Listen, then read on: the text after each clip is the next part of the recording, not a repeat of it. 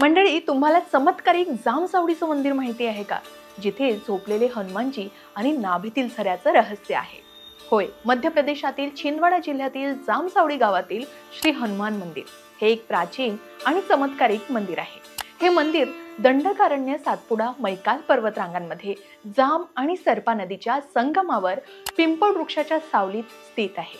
पौराणिक कथेनुसार रामायण काळात जेव्हा लक्ष्मण युद्धात मूर्छित झाले, तेव्हा हनुमानजी संजीवनी बुटी आणण्यासाठी हिमालयाकडे गेले होते.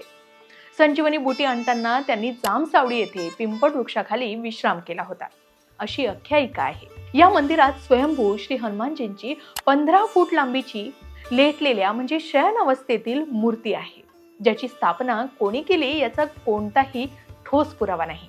विशेष म्हणजे या मूर्तीच्या नाभीतून सतत पाणी वाहतं, ज्याला भक्त प्रसाद मानतात. असं मानलं जातं की हे पाणी पिण्यानं शारीरिक आणि मानसिक रोग बरे होतात. हे मंदिर मध्य प्रदेश आणि महाराष्ट्रातील भक्तांचे श्रद्धास्थान आहे. येथे सच्च्या मनानं मागितलेली मनोकामना पूर्ण होते अशी श्रद्धा आहे. जामसावडी हनुमान मंदिराबद्दल आणखी काही चमत्कारिक रहस्य तुम्हाला माहिती असतील तर कमेंटमध्ये नक्की शेअर करा.